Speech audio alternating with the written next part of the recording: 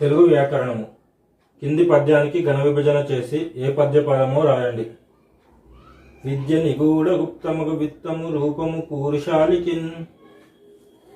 ఇప్పుడు దీన్ని ఘన విభజన చేసి ఏ పద్య పదమో రాయాలి. విద్య, వి తర్వాత ధ్యా ఉంది. ధ్యా అనేది మనకు సంయుక్తాక్షరం. సంయుక్తాక్షరానికి ముందున్న అక్షరం గురువు అవుతుంది.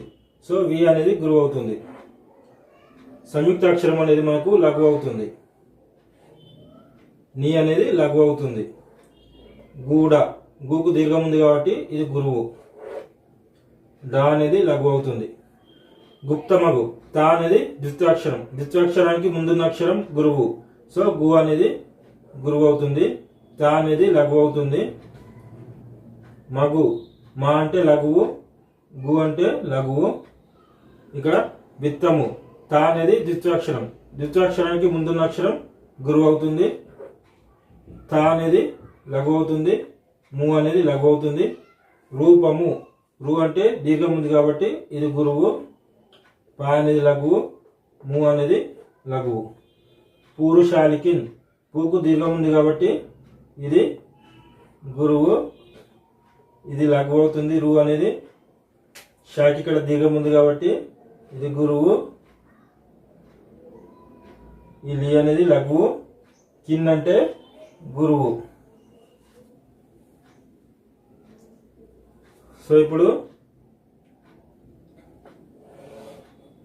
దీన్ని విభజించాలి.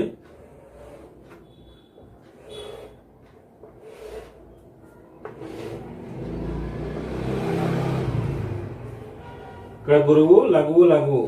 ఆది గురువు ఉంది. ఆది గురువు అంటే భగనం. గురువు, లఘువు, గురువు. మధ్య లఘువు, మధ్య లఘువు అంటే రగనం. లఘువు, లఘువు, లఘువు. మూడు లఘువులు ఉన్నాయి. ఇది నగనం.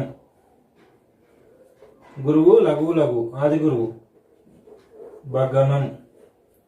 గురువు, లఘువు, లఘువు. ఆది గురువు భగనం. గురువు, లఘువు, గురువు. మధ్య లఘువు రగనం. లఘువు, గురువు వగనం.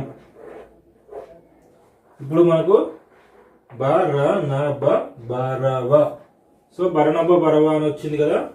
బరనభ బరవ అంటే మనకు ఏ పద్య పదం అవుతుంది? బరనభ బరవ అంటే ఉత్పలమాల.